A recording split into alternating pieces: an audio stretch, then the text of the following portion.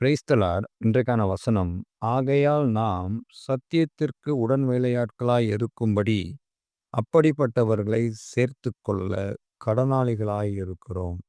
யார சேர்த்துக்கொள்ள கடனாளிகளாய் இருக்கிறோம்னா, சத்தியத்தை பேசுகிறவர்களை சேர்த்து கொள்கிறதற்கு கடனாளிகளாய் இருக்கிறோம்.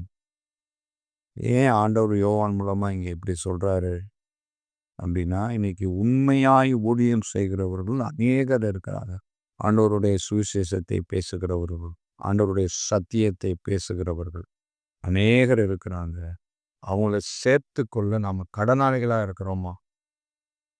கடனாளிகளா இருக்கிறோம் அப்படின்னா, எந்த விதத்துல அப்படின்னா, அவங்கள கனம் பண்ணுகிறதுல, அவங்கள தாங்குகிறதுல, அவங்களுக்கு கொடுத்து உதவுகிறதுல, அவங்களோட உடன் ஊழியனா இருந்து அந்த சுவிசேஷத்தை அறிவிப்பதுல, ஆவிக்குரிய வாழ்க்கையில நாம கடன்பட்டவர்களா இருக்கிறோம்னு இங்க ஆண்டவர் சொல்றார்.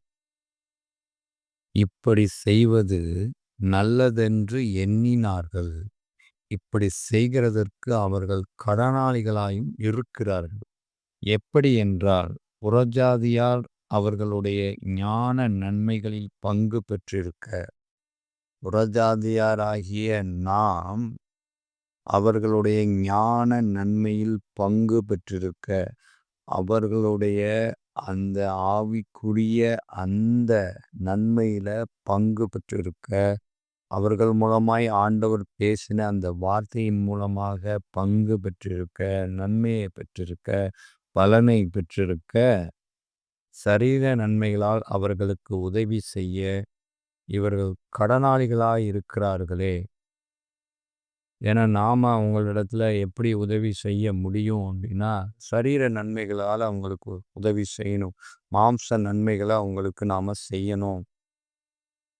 ஏன்னா உண்மையாய் ஊழியம் செய்கிறவர்கள் எந்த ஒரு எதிர்பார்ப்பும் இல்லாம எல்லாவற்றையும் விட்டு ஆண்டவருக்காக ஊழியம் செய்து கொண்டிருப்பார்கள். எப்படி யோவான் ஸ்நானகன் காட்டுத்தேனையும்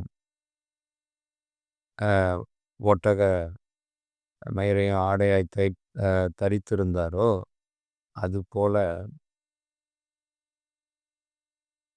அதாவது வெட்டுக்கிளி காட்டுத்தேன் அவருடைய உணவா இருந்துச்சு. ஒட்டக மயிரை அவர் ஆடையாய் தரித்திருந்தார். அந்த அளவுக்கு அவர் தன்னை தாழ்த்தி இருந்தார்.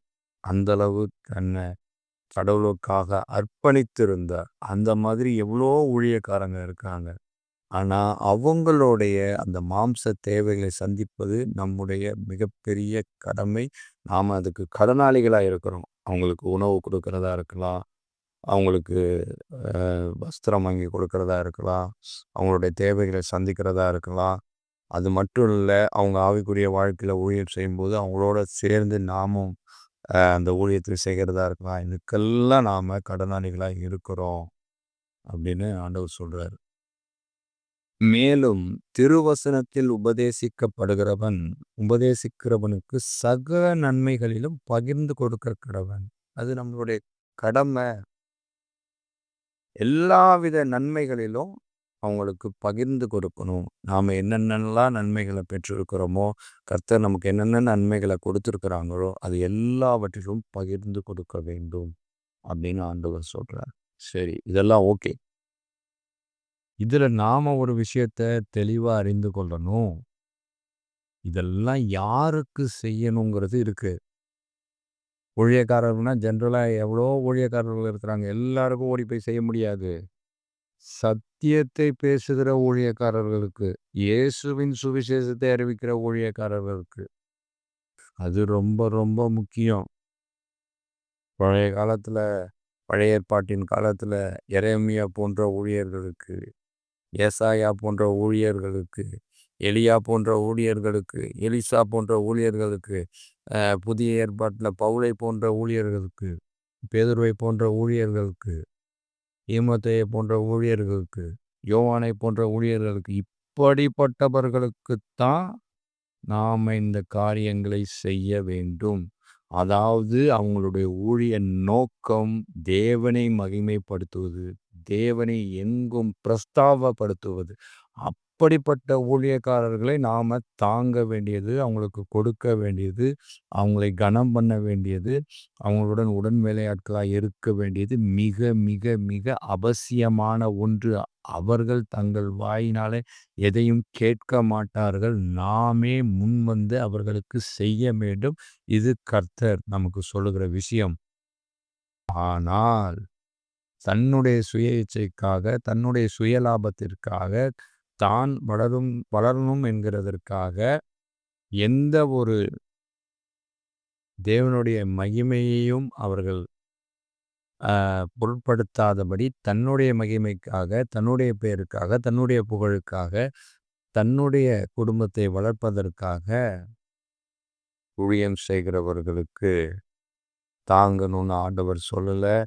அவங்களிடத்துல போய் நம்ம உடன் வேலையாட்களா இருக்கணும்னு ஆண்டவர் சொல்லல. அதுல நாம ரொம்ப ரொம்ப கவனமா இருக்கணும். எல்லாரும் இந்த வசனத்தை காமிச்சு தான் இப்படிப்பட்ட ஊழியக்காரர்கள் ஏமாற்றி கொண்டிருக்கிறார்கள்.